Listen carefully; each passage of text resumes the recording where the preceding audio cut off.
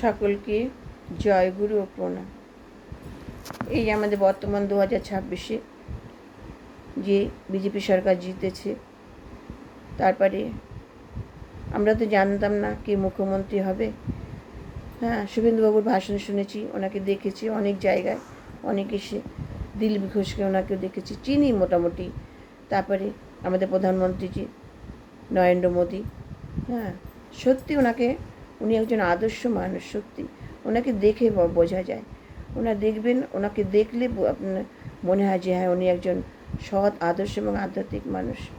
এবং শুভেন্দুবাবুকে মুখ্যমন্ত্রী করেছে, সবাই দলের থেকে করেছে। অমিত শাহজিও বুঝেছে, প্রধানমন্ত্রীও বুঝেছে। তারা তাদের বুদ্ধিমান মানুষ, তারা যে শুভেন্দুবাবু একমাত্র মুখ্যমন্ত্রী হতে পারে, তাই নিশ্চয়ই তাকে করেছে। তার অভিজ্ঞতা আছে, তার দক্ষতা আছে, তিনি একজন রাজনীতিবিদ, তিনি একটা দলের মধ্যে ছিলেন এত বছর ধরে। তাহলে আজকে সেই যে জয়ী হয়েছে, জয়ী হওয়ার পর আজকে সমস্ত কিছু যা মানুষ যেটা চেয়েছিল সত্যি পরিবর্তন হচ্ছে। প্রত্যেকটা রাজ্যের প্রতিটা কাজে তিনি হাত দিয়েছে। প্রথম মন্ত্রিসভা গঠন থেকে আমরা দেখছি এই পর্যন্ত, তার যে ধাপে ধাপে কাজ এগিয়ে চলেছে সুন্দরভাবে। প্রত্যেকটা কাজ তিনি করছেন, তার নখদর্পণে কোনটার পর কোনটা করবে এটা তাকে বলতে নেই, তার নখদর্পণে এগুলো। আর সেইভাবে কাজ চলছে প্রধানমন্ত্রীর সহযোগিতায়, অমিত শাহজির সহযোগিতায়। আজকে দেখুন মানুষ সমালোচনা, কিছু মানুষ সমালোচনা, লোভী এরা। আর কি বিপরীত সমালোচনা, বিপরীত পার্টির সমালোচনা হচ্ছে।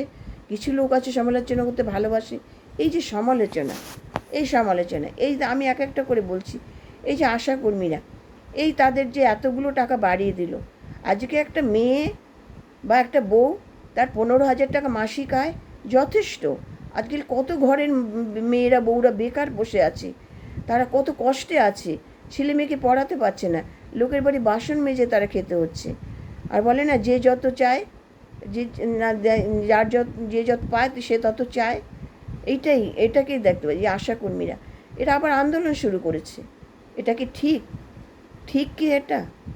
আবার দেখুন এই বাচ্চাদের মিড ডে মিল নিয়ে, এই যে এত সুন্দর খাবার দিচ্ছে, খাবারগুলো আপনারা দেখবেন কত সুন্দর, সব থেকে নিরাপদ, বিশুদ্ধ আহার। এর থেকে বড় হয় না বাচ্চাদের, এর থেকে বড় কি হয়, কি হতে পারে কাজ? সেটা নিয়েও আলোচনা।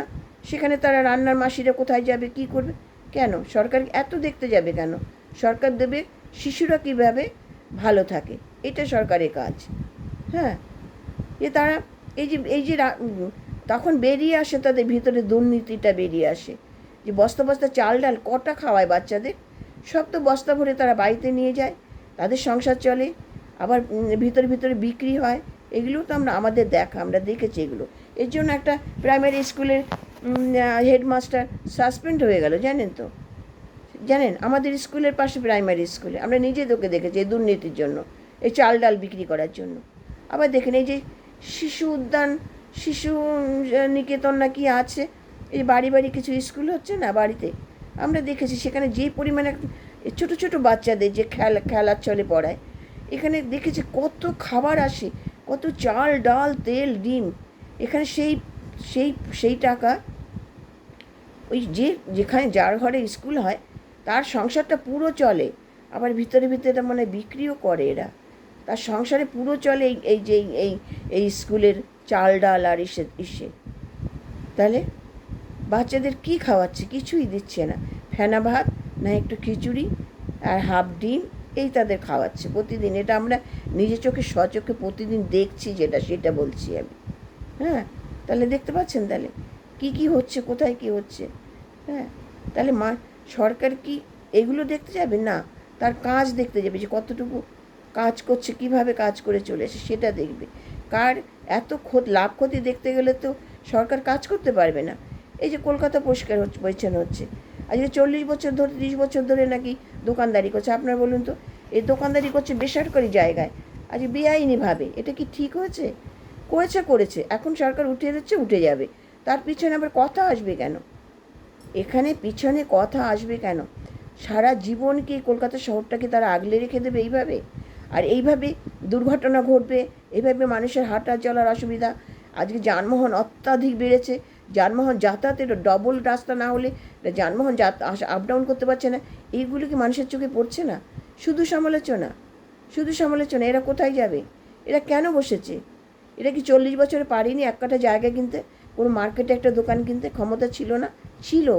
এদের স্বভাব, এরা বেসরকারি জায়গায় দখল করে থাকার একটা এদের অভ্যাস হয়ে দাঁড়িয়েছে। তাহলে কি পরিষ্কার করবে না সরকার? আজকে আজকে বিগত সরকার কেউ ছিল দরদি, কেউ আবার ভোট ব্যাংকের জন্য ওঠায়নি বা এই কাজে হাত দেয়নি, হাত দিয়েও আবার থামিয়ে দিয়েছে। এটাও দেখেছি, বিগত সরকার হাত দিয়েছিল আবার থামিয়ে দিয়েছে। সামনে ভোট আসছে, ভোট পাবে না। হ্যাঁ, তাহলে এই সরকার সেটা করছে, সে তো কোনো দিকে তাকায়নি, সে তো পরিষ্কার পরিচ্ছন্ন করছে। সেটা কি খারাপ করছে? খারাপ করছে না, ভালো হচ্ছে প্রত্যেকটা। এই যে স্টেশনগুলো যেভাবে দখল করে থাকে, মানুষ ট্রেনে উঠতে পারে না, আপ ডাউন করতে পারে না। দু চারটে দোকান থাকা দরকার, এটাও ঠিক। আবার হকারদের জন্য মানুষ ট্রেনে উঠতে পারছে না, বলুন তো। এত পরিমাণে হকার বেড়েছে যে মানুষ ট্রেনে উঠতে পারছে না। একটা লেডিস কামরায় ব্যাটা ছেলেরা এমনভাবে ঢুকে যাচ্ছে হকাররা, তাদের ঘা গুঁতো দিয়ে বেরিয়ে যাচ্ছে। তাদের আবার সেই হকারদের মধ্যে পকেট মার। আমি নিজে উপলব্ধি। আমার ব্যাগ আমার ব্যাগ থেকে আমার মানি ব্যাগ তুলে নিয়ে যায় এই যে হকার, যে ছেলে, ব্যাটা ছেলে হকার, আমার ব্যাগ থেকে টাকার ব্যাগটা তুলে নিয়ে চলে গেল। এগুলো তো ঘটছে, অতিরিক্ত হকার হয়ে গেছে। 2-4 জন ওঠে সেটাও মেনে নেওয়া যায়।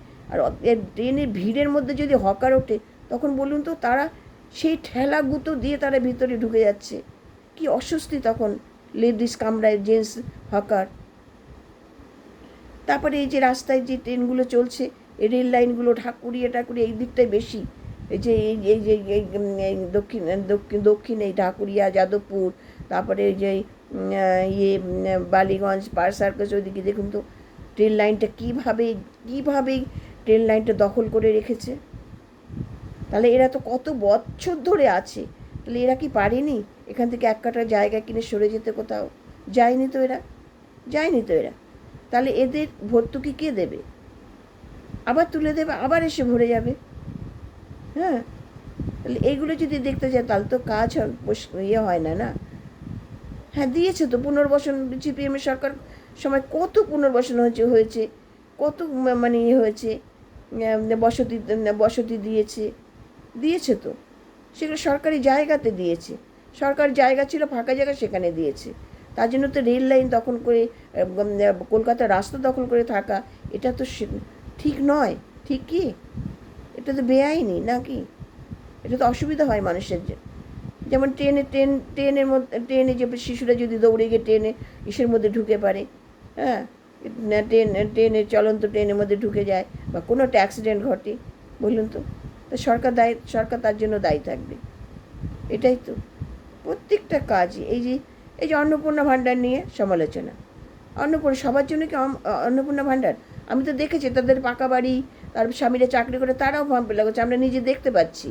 আবার কেউ বলছে আমাদের দরকার নেই, গরিব মেয়েরা পাক, বউরা পাক, হ্যাঁ, ওই গ্রামের ইয়েরা পাক, আদিবাসীরা পাক, বা নমশূদ্র বা তপশিলি জাতিভুক্ত বা উপজাতি যারা, তারা পাক। হ্যাঁ, ওই যে পুরুলিয়া টুলিয়া এদের যে তারা পাক। তাদের দরকার আছে, তাদের এই হাত খরচটা দরকার আছে। এই টাকাটা পেলে তাদের অনেক সংসারে অনেক হবে, বাচ্চাদের একটু পড়াতে পারবে, নিজেদের হাত খরচ চালাতে, এদের দরকার। এটা মানুষকে স্যাক্রিফাইস করা উচিত, সমালোচনা না করে স্যাক্রিফাইস করা উচিত। যে আমাদের যতটুকু আছে, আমরা তো চলে যাচ্ছে, আমরা এটা নিয়ে কেন সমালোচনা করবো? কেন সরকারের দিকে কাদা ছুড়বো? কেন? সরকার যে ভালোগুলো করছে সেগুলো দেখছে না তারা? রাজ্যের যে পরিবর্তন এসেছে, রাজ্যের উন্নতি হচ্ছে সমস্ত দিক দিয়ে, সেটা দেখা উচিত না? খালি নিজের স্বার্থটাকে দেখা উচিত? আমার এসে একমাত্র বার্ধক্য ভাতা ছাড়া সব ভাতা নিয়ে যদি এতই হয়, একমাত্র বার্ধক্য ভাতা, প্রতিবন্ধী ভাতা, এই দুটোই রেখায় বাদ বাকি সব তুলে দেওয়া উচিত। বিধবা ভাতা, বার্ধক্য ভাতা আর প্রতিবন্ধী ভাতা, এটাই সঠিক একদম। আর কোনো ভাতা দেওয়া উচিত নয়। কোনো টাকা বা কোনো ভাতা কাউকে দেওয়া উচিত না। তার থেকে আর সমাজের উন্নতি হোক, রাজ্যের উন্নতি হোক, কলকারখানা হোক, চাকরির হোক, ফর্ম আসুক, হ্যাঁ, সেইগুলো অনেক, আর ছেলেমেয়েরা চাচ্ছে সেটা অনেক ভালো। টাকা টাকা মোটেই হাতে টাকা দেওয়া একদম ঠিক নয়, এটাকে অন্য রকম মনে হয়। বিগত সরকার টাকা দিয়ে দিয়ে সবাইকে মানে হাতের মুঠোয় করেছিল। আর আমি এখন তো বলবো, তাই তো তাদের লোভ বেড়ে গেছে এই ভোট ব্যাংকের জন্য। এই যে ভাতা দিয়ে দিয়ে দিয়ে দিয়ে দিয়ে দিয়ে মানুষকে একেবারে মানে ইয়ে করেছে। একমাত্র শিক্ষার জন্য যদি কিছু টাকা বাৎসরিক দেয় ছেলে মেয়েকে, সেটাকে মানায়। একমাত্র শিক্ষার জন্য, লেখাপড়ার জন্য সব থেকে ভালো, আর কোনো ভাতা নয়। তাই এই যে কিছু মানুষ আছে সমালোচনা করা তাদের প্রত্যেকটা বিষয়ে তারা দেখবেন বিপরীতমুখী কথা বলছে। যেটা ভালো করতে চায় সেটাই করতে। আরেকটা কথা বলছি, যেটা এই যে বারুইপুরে ঘটলো আজকে, দেখুন তো, আজকে একটা বাচ্চা 11-12 বছরের বাচ্চা যেভাবে ধর্ষণ হলো, খুন হলো নির্মমভাবে, 5-7 জন মিলে একটা বাচ্চা মেয়েকে, সেটা নিয়ে কারোর মাথা ব্যথা নেই। হ্যাঁ, এখনও ভাবতে গেলে প্রত্যেকটা মায়ের চোখে জল এসে যায়। আর সেখানে একটা এনকাউন্টার করেছে, সেটা নিয়ে তুলে ধরেছে সমাজে একদম করে। হ্যাঁ, একজন দুষ্কৃতীকে ধরেছে, করে এনকাউন্টার করেছে। হ্যাঁ, সে তো ওই দলেরই ছিল। আর না, সে ওখানে কি করে দেখাতে নিয়ে যায়। আর সেই এনকাউন্টার নিয়ে আজকে এত কিছু হচ্ছে, তাহলে মানুষ তাহলে কি করবে? তাহলে কিসের শাস্তি হবে, কি হবে? হ্যাঁ, আজকে যে বাচ্চাটার যে কীভাবে নির্মমভাবে মৃত্যু হলো, সেটা নিয়ে কারোর ভাবনা চিন্তা নেই। তো এই আমাদের দেশ, এই রাজ্য, এই কি রাজনীতি? একে কি বলে রাজনীতি? রাজনীতি কি এটাই? শুধু বিপরীত দিকে শুধু কাদা ছোড়া, নিন্দা, দোষ খুঁজে বের করা, এটাই কি রাজনীতি বলে?